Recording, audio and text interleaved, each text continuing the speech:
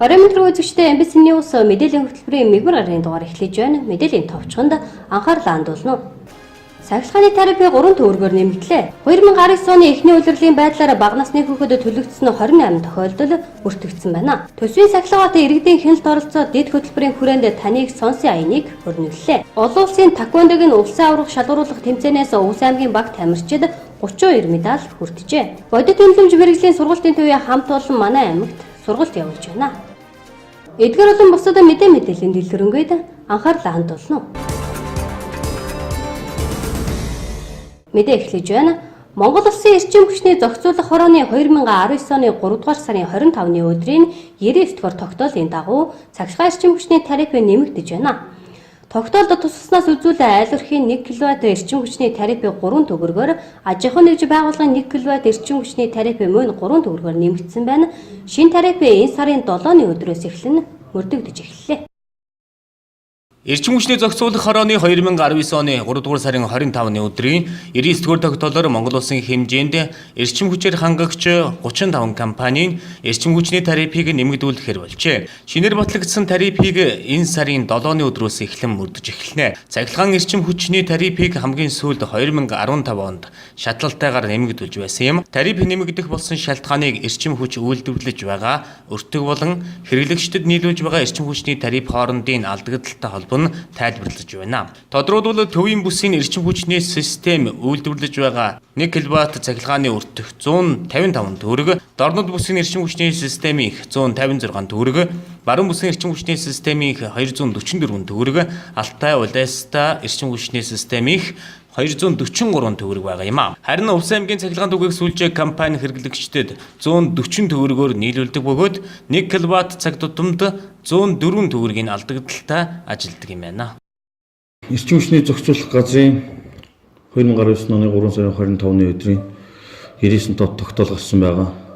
Монгол Улсын хэмжээнд эрчим хүч зохицуулалтаа хангаж байгаа нийт аймаг орон нутаг Улаанбаатар хот болон тэд бүх газруудад нийт 35 компани тусгай зөвшөөрлөг эзэмшиж байгаа 35 компани бүгдэнд нь ерөнхийдөө эрчим хүчний үнэ тариф нэмэгдсэн байгаа. Айл өрхийн хувьд за 3 төгрөг, албан газрын хувьд бас 3 төгрөгөөр энэ тариф нэмэгдсэн. Энэ тарифын мөрдөлтийг 2019 оны 4 сарын 7-ны өдрөөс эхэлж мөрдөж ажиллах юм захирамжсан байгаа тул одоо манай компани бас айл өрх болон аж ахуйн нэгжийн нэг 3 төгрөгөөр нэмэгдэж байгаамаа. За уртлын үнэ бол 86 төгрөг 80 мянга байсан айл өрхийн юм. Одоо 89 төгрөг 80 мянга. Аж ахуйн нэгжийн 124 төгрөг 20 мянга байсан бол 127 төгрөг 20 мянга болж байгаа. Энэ чинь энэ дэр нэмэлт өгч байгаа. Яагаад нэмэгдэх болсон юм бэ гэдэг шалтгаан бас онцны тайлбарлаж хэлье. Ерөнхийдөө одоо цахилгаан эрчим хүчний өртөг бодит өртөг ерөн хичнээн төгрөгөөр гардыг бэ гэж. За төвийн бүс 1 кВт 155 төгрөгөөр, дорнод бүс эрчим хүчний систем 156 төгрөгөөр, баруун бүсийн эрчим хүчний систем 1 кВт 244 төгрөгөөр, алтай улайс 243 төгрөгөөр яг 1 кВт-ийн бодит өртөг нь одоо яг ийм байгаа яг энэ өдөр үйлдвэрлэж байгаа бодит өртөг. Тэгтэл одоо манайхны яг бодит тариф хугацаагаад хэрэглэгчд өгч байгаа дундж нь 140 төгрөг байгаа.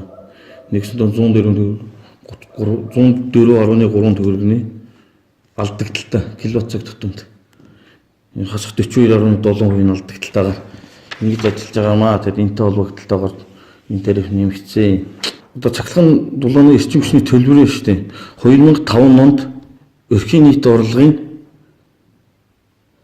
8.8%-ийг цахилгаан дулааны эзэлжсэн бол 2005 онд.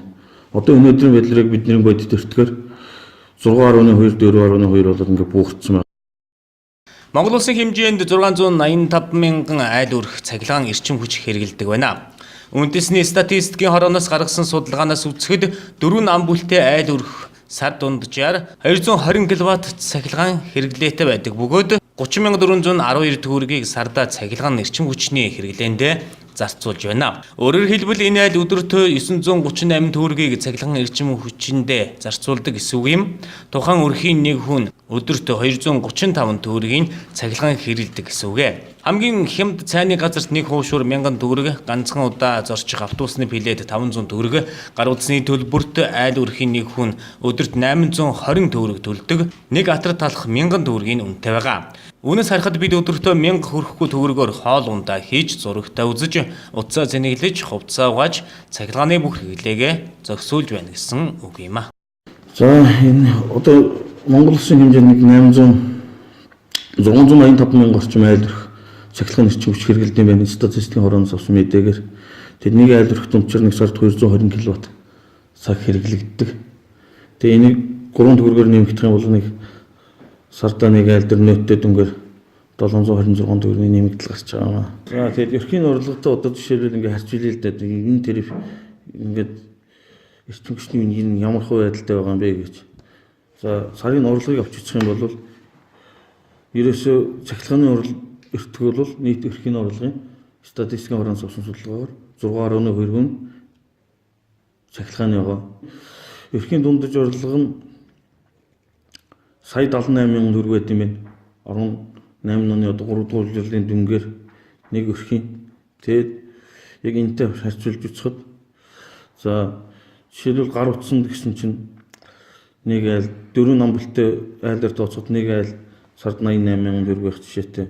Шатхуун бензиний зардал 136 мянга. Цэвэр бохир усанд 13 мянга гэдэг юм уу. Ингээд баруун үйлчлэгэнд 379 мянга гэдэг юм ингээд өрхийн орлого 34% хийж. Ерөөсө хамгийн хямдхан энэ дотор ерөөсө цахилгаан байгаа хөөе. Цахилгааны өртөг нэг айлд сард 30 мянга гэж тооцохоор өрхийн орлого нь 6%.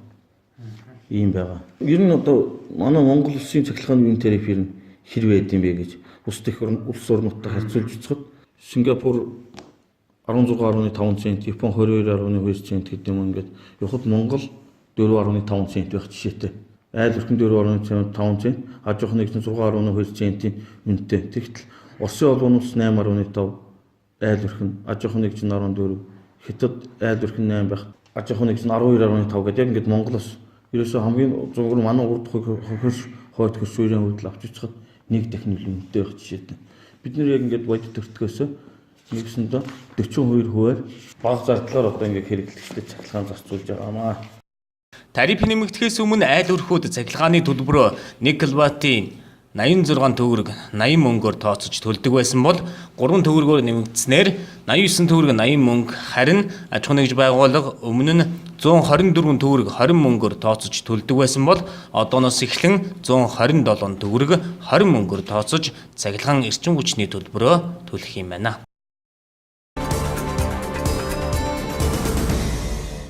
Дараагийн мэдээ.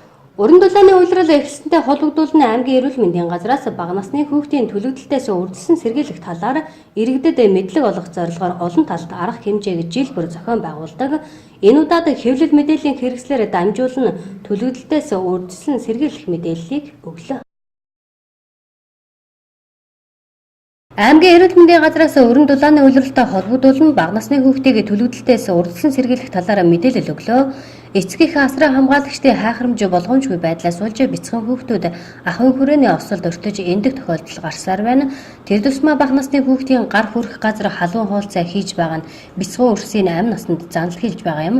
Он гарсаар аймгийн хэмжээнд 152 осол гэмтэл бүртгэгдснээс төлөгдөлтийн 28 тохиолдол бүртгэгдсэний 25% нь тгээс 15 насны хүүхдүүд эзлэж байна. Төлөгдөлтийн шалтгаан нь цахилгаан халуун тугааны залгуур нь богино гэсэн шалтгаанаар газарт тавьж хоолцоо буцалгаж байх үед бага насны хүүхдүүд дээрээс нь унсан ойрлогоо татсан гэх тохиолдлууд дийлэнх хувийг эзлэж байна.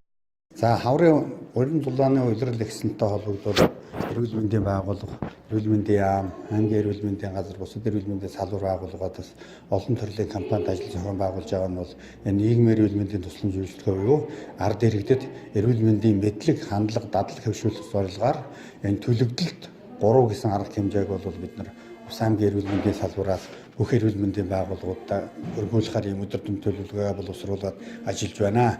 Эхний 19 оны эхний 1-р улирлын байдлаар нийт 162 осол гэмтлийн өвчл бүртгэгдснээс төлөгдөлт 28 тохиолдол гарсан байгаа нь нийт төлөгдөлт 28 тохиолдлын 25 буюу ихнийх нь бол 2-аас 14 насны бага насны хүүхдүүд зонхлон тохиолдож ахуйн холбогдолтой төлөгдөлт өртөж байна. Үүнд бол халуун тогооны төлөгдөл, халуун пишэнд хайрагдах, эцэг эхийн хариуцлагагүй байдлаас болж гүгтээ барьж байгаад халуун савтаа цаа татуулах, халуун усанд гарын дөрүүлэх, пишингээд ойролцоо байлгаж байгаад гарын нь бол хайргдуулах зэрэг ийм ахуй холбогдолтой төлөгдөлт нэлээд гарч байгаа нь бол манай эцэг эхчүүд, эрүүл мэндийн байгууллагууд бид нар бол жилд энэ одоо хаврын улирал эхлэлтнээ холбогдуулаад одоо өнөөдөр нөгөө нөөцлөлт зогсчихсон гадна нь бол дулаан хэмд орсон учраас иргэд халуун тогоо ашиглаж байна, халуун пелетиг ашиглаж байна. Тэгээд халуун савнд одоо цай аюугаа хийхдээ бол ялангуяа бага насны хөл дурж байгаа хүүхдүүдээс халуун цай тэр хүүхдүүдийг эрсдэлд орох тийм нөхцөл орчин нөхцөлийг л бүрдүүлэхгүй байх чиглэлээр эцэг эхчүүд мөн нэлээд анхаарч ажиллаж байна. Тэгээд энэ 4 сарын 11-нд Монгол улсын хэмжээгээр эрүүл мэндийн сайдын батлагдсан өдөртөмжийн хүрээнд автослаар алаг өрсөө алдсаар авах өдөрлөг арга хэмжээг энэ улаан умсмын нэгдсэн эмнэлэг эрүүл мэндийн газрын урд талбай зам дээр одоо автослаар улсын хэмжээд бага насны хүүхдүүд нэлээд осолдож байгаа. 18 оны жилэтцээр гихт бол Увс аймагт бол услаар бол автослаар бол 3 хүүхэд эндсэн байгаа. Энэ нь бол бид нар бас тодорхой хэмжээнд 19 онд хүүхдийг эндүүлэхгүй байх автосл замын услаас урдсан сэргийлэх чиглэлээр жолооч нарт энэ үйлчлүүлэгч нарт одоо санамж дохио болох үеднээс эрүүл мэндийн яамнаас бол бид нар алаг өрсөө автослаар алдсаар байх уу гэсэн ийм санамж ураатай жагсаадаг хийхээр бэлтгэл ажлаа ханган ажиллаж байна. Төлөгдөлт бол заавал өвдөх ёстой өвчин биш, үрдсэн сэргийлэх боломжтой. Эцэгчүүд хайхрамжгүй хүүхдэд анхаарал сул тавьж байгаатай шууд холбоотой. Төлөгдөж ирж байгаа хүүхдүүдийн 70-аас 80% нь тгээс 5 насны хүүхдүүд байдаг байна. Энэ насных нь орчноо төдийлөн таних мэдээгүй хөлд орохоос эхлээд эд хөдөлгөөнтэй байдаг. Нөгөөтэйгөр орчны аюулгүй байдлыг мэдэхгүй, аль нь халуун хүйтэн аюултай эсхийг ялгаж чаддаггүй. Ийм үедээ хүүхдүүд маш ихээр төлөгддөг байна. Төлөгдсөн хүүхдүүд бие махбодын хувьд өвчин шанал мэдрэхээс гадна гоо сайхнаа алдаж байгаа учраас сэтгэл зүйн хувьд өөртөө итгэлгүй болдог.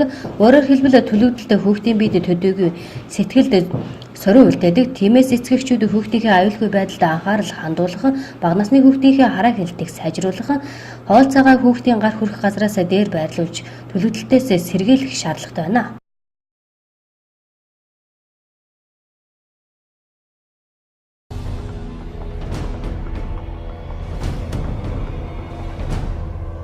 Нийслэлийн мэргэжлийн хэлтийн газраас хөдөлмөрийн аюулгүй байдлыг хангаж ажиллах барилгын болоод үйлдвэрлэлийн осол гэмтлээс үрдэлсэн сэргийлэх талаар өчигдөр мэдээлэл хийлээ. Тус газраас энэ онд нийт 3100 аж ахуй нэгж байгууллага 201 иргэний үйл ажиллагаанд шалгалт хийж 6120 зорчил илрүүлэн 5774 зорчлыг арилгуулжээ. Өнгөрсөн онд барилгын салбарт нийт 17 ноцол гарч 24 хүн өртсөн.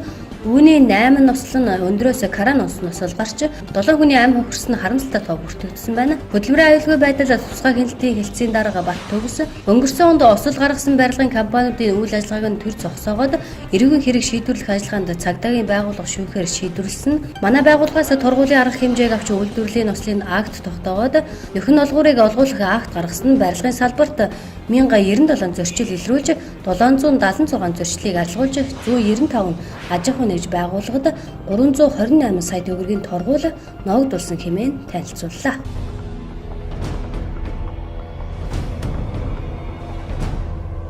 Төрийн албаны тухай хуулийн шинжилсэн найруулга хэрэгжиж эхэлсэнтэй холбогдуулан төрийн албан хаагчтай холбоотой журмуудын төслийг өнгөрөгч 1-р сарын 9-нд хэлэлцсэн баталсан. Тус тогтоолоор төрийн албан хаагчид мөнгөн болон материалын хэлбэрээр шагнал мөнгө урамшуулал олгох юм. Тухайлбал эд зүйл болон үнэ бүхий зүйл дурсгах Монгол Улсын цол төрийн одон медаль засгийн газар болон төрийн байгууллагын шагналд тодорхойлох улирлын ажлын үр дүнгээр мөнгө урамшуул олгохоор тус журамд тусгасан байна. Мөн дараах урамшууллыг олгоно төрийн албан хаагч өндөр насны тэтгэврт гарахад олгох 1 удаагийн бүцэлгүй тусламжийн дээд хэмжээ тухайн албан хаагчийн 36 сарын үндсэн цалингаас ихгүй байхаар тогтсон. Мөн хуульд өөрөөр заагаагүй бол албан үүргээ гүйцэтгэх явцад амь нас нь хохирсон болон 60 сарын албан тушаалын үндсэн цалинтай тэнцэх хэмжээний 1 удаагийн бүцэлгүй тусламжийг арга эрт нь олгох юм. Төрийн болон орон нутгийн өмчийн цэцэрлэгийн багш туслах багшид ажлын үр дүнг нь харгалзан сарын үндсэн цалингийн 20% хүртэл хувьтай тэнцэх хэмжээний мөнгө урамшуулга үлрэл бүр олгоно. Төрийн болон орон нутгийн өмчийн цэцэрлэг сургуулийн ажилтнууд үндсэн цалингийн 15% хүртэл хувьтай тэнцэх хэмжээний мөнгө урамшууллыг улирал бүр авч байх юм.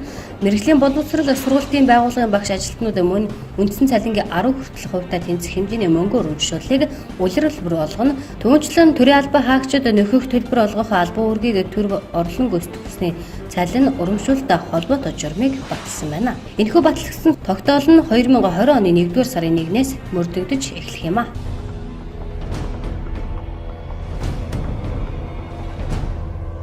Эхний улиралд усын хэмжээнд 328 гэмт хэрэг гарч 96 хүний амь нас хохирж 263 хүн хөндөвтөр байдлаар гэмтжээ. Энэ нь өмнөх оны мөн үетэй харьцуулахад гэмт хэрэг 12.7%-аар, нас барсан хүн 10.3%-аар, гэмтсэн хүн 38.4%-аар тус өссөн ба Улаанбаатарт гэмт хэрэг 29.6%-аар өссөн үзүүлэлттэй байна. Хүний амь нас хохирсон гэмт хэргийн 60 орчим хувь нь онхолдох хэлбэрээр гарч байгаа бөгөөд энэ нь сугтуугаар тээврийн хэрэгсэл жолоодсон, анхаарал болгоомжгүй хөдөлгөөнд оролцсон, хурд хэтрүүлснээс шалтгаалж байна. Тээврийн цагдаагийн албанд энэ оны 1-р улиралд 17,225 зам тээврийн ослын шинжтэй дуудлага мэдээлэл хүлээн авснаас 6,415 нь зам тээврийн осол бүртгэгдсэн байна. Бүртгэгдсэн ослын 5,688 буюу 88.6% нь Улаанбаатар хотод, 727 буюу 11.4% нь орон нутагт бүртгэгдсэн байна.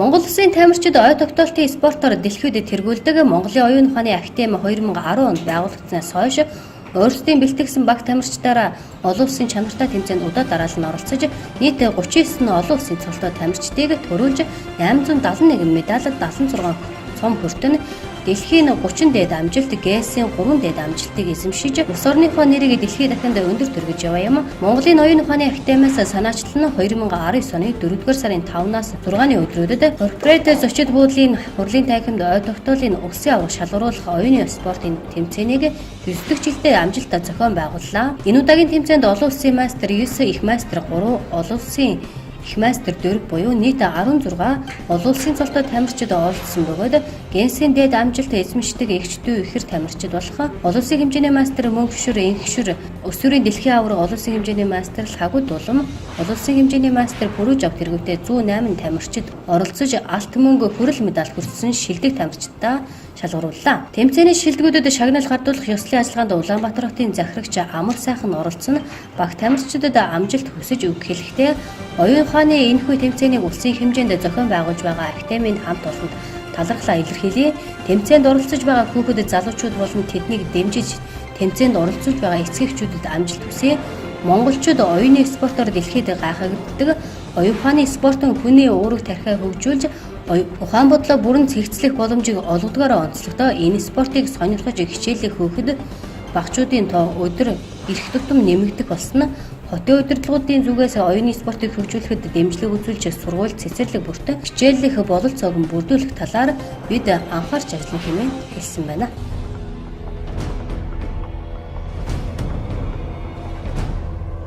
Монгол Улсын цагдаагийн байгууллагын Харт аймагт тэмцэх чигүүрэг бүхий албан хаагчдын мэдлэг чадварыг дээшлүүлэх зорилгоор цагдаагийн ерөнхий газар Америк нэгдсэн улсын Харт аймагт тэмцэх албатай хамтран Харт аймагт тэмцэх нэгжийн удирдах албан хаагчдад сургалт зохион байгуулж байна.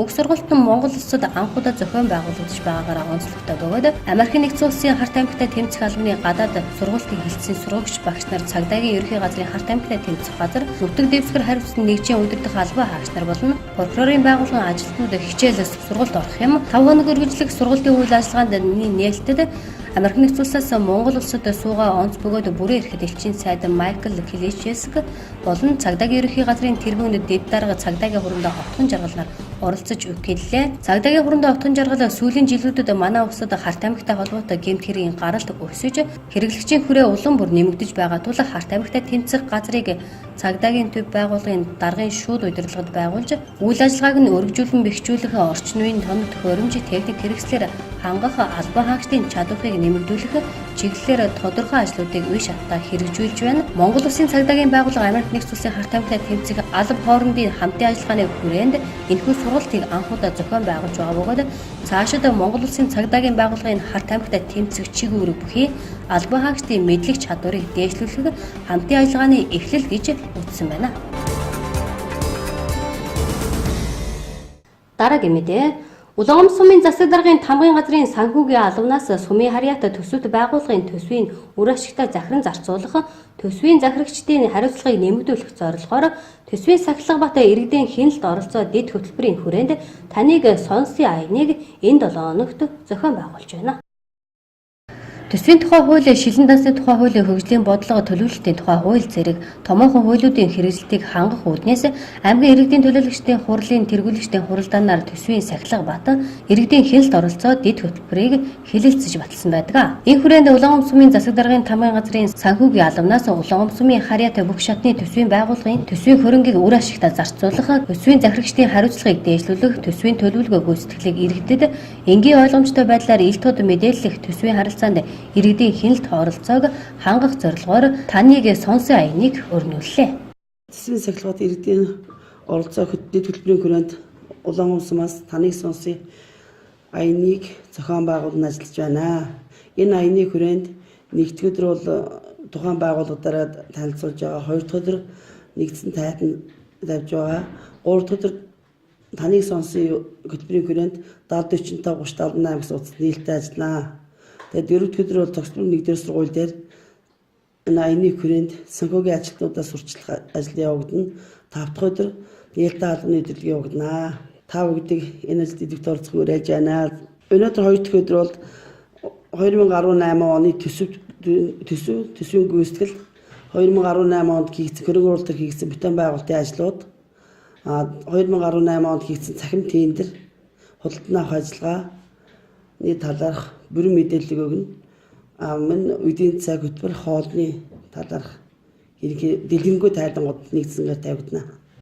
Төсвийн сахилга бат иргэдийн хяналт оролцоо дэд хөтөлбөрийн хүрээнд өрнөжгүй таныг сонсын аянд Улаан сумын иргэдийн төлөөлөгчдийн хурал, засаг даргын тамгын газар, соёлын төв, ерөнхий боловсролын сургуулиуд, сургуулийн өмнөх боловсрол, өрхийн эрүүл мэндийн төвөд оролцож байна. Өчигдөр буюу 4-р сарын 8-нд тус байгууллага дээр дэд хөтөлбөрийн мэдээллийг хийсэн бол өнөөдөр Улаан сумын хурлын танхимд 2018 оны төсвийн гүйцэтгэл, 2018 онд хийгдсэн бүтээн байгуулалт, цахим тендер худалдан авах мэдээллийг өглөө.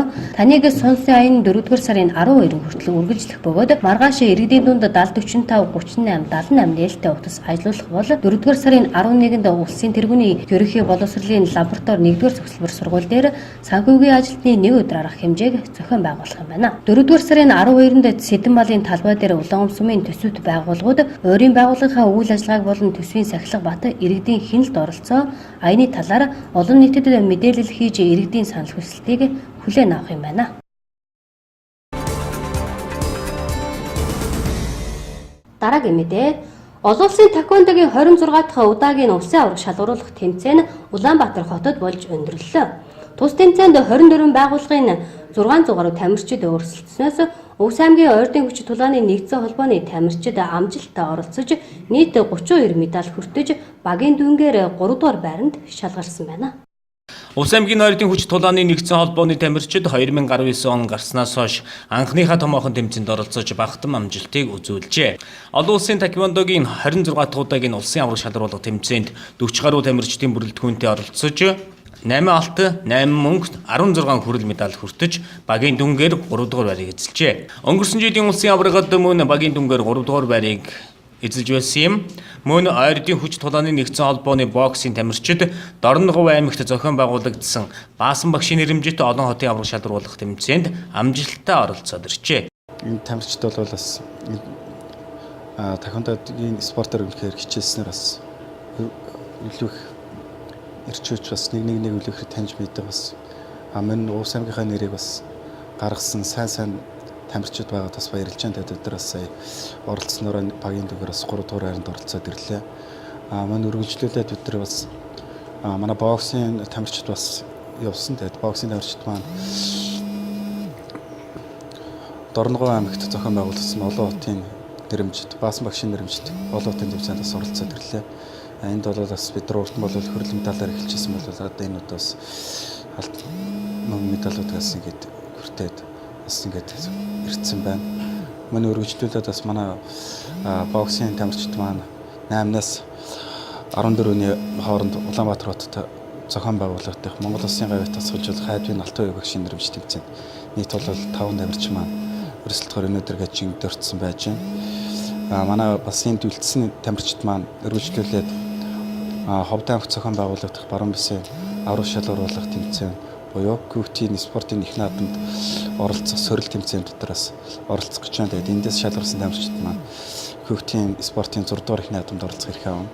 Тэгээд энд оролцож байгаа нийт тамирчидтай цааш тийшин тэмцээн уралдаанд өндөр амжилт төсөө бид нар гөргөж дэмжиж хамтарч ажилладаг Улс аймгийн биеийн даврын спортын газар маань энэ тэмцээнд бас тодорхой хэмжээний бас хандив тусалцаа өргөсөн Baby Shop компани өргөтэй ах захирал болдоохтоос баярлалаа гэдэг бас хэлмээр энэ бас өргөж бид нартай хамтарч ажилладаг MBC телевиз, Сама телевиз та баярлалаа. Биднийг өргөлж олон нийтэд бас хөргөж бидний амжилтуудыг хүүхдүүдийн гаргасан амжилтуудыг олон нийтэд бас хөргөж та бүхэндээ ажлын өндөр амжилт хүсье. Олон улсын таеквондогийн улсын аврах шалгаруулах тэмцээнд 24 байгууллагын 603 тамирчид оролцсон байна. Багийн дүнгээр 1-р байранд Улаанбаатар хотын Эр зориг клуб, 2-р байранд Улаанбаатар хотын Элд бамба клуб, 3-р байранд Увс аймгийн Ойрдын хүч тулааны нэгдсэн холбооны баг орсон байна. Үүнээс үзэхэд Увс аймагт таеквондогийн спорт 21 аймагаас илүү өндөр түвшинд хөгжиж байгааг илтгэж байна. Намайг Батгахын анх хоёр гэдэг. Би улсын тэргүүний лаборатори төсөлбөр 1-р сургуулийн 12-ийн ангид суралцдаг. Би таеквондогийн спортоор хичээлээд 2 жил болж байгаа. Тэгээд улсын аваргын шалралт олон улсын таеквондогийн улсын аварга шалралт тэмцээний 26 дахь удаагийн тэмцээнд 58 кг-ийн жинд өрсөлдөж аваргын алтан медаль хүртсэн байгаа. Мөн туйлын тойролд мөнгөн медалийг хүртсэн. Тэгээд улсын аваргын хошоо алт болон хошоо мөнгөн медаль авсан. 18 он улсын аварга шалралт тэмцээний бас аварга алтан медаль хүртээд Азиар дорх хэрхээ аваад тэгээд Азиар тэмцээнд бас аварга алтан медаль хүртээд дэлхийн аварга дорх хэрхээ авсан байгаа.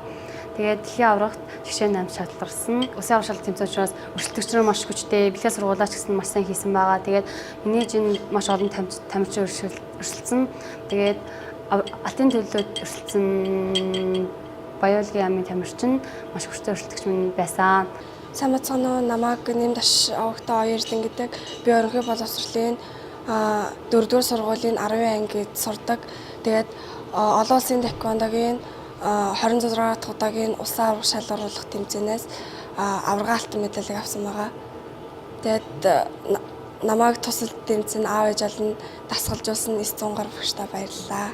14-өөс 17 насны 40 кг-д ороод аварга алтан медалийг авсан байгаа. Би олон улсын таеквондо 26 дахь удаагийн аварга шалгаруулалт тэмцээнээс алтан медаль хүртсэн. 2018 оны улсын аваргын алтан мөнгөн медаль хүртсэн. Тэгээд Азийн аваргад орох эрхээ аваад Азийн аваргад ороод аваргын алтан медаль хүртсэн байна. Ойрдын хүч тулааны нэгдсэн холбооны тамирчид удахгүй Ховд аймгийг зорж хүүхдийн спортын их наадамд бүсээ төлөөлөн оролцох эрх авах тэмцээнд өрсөлдөхөөр бэлтгэл сургуулаа базааж байна.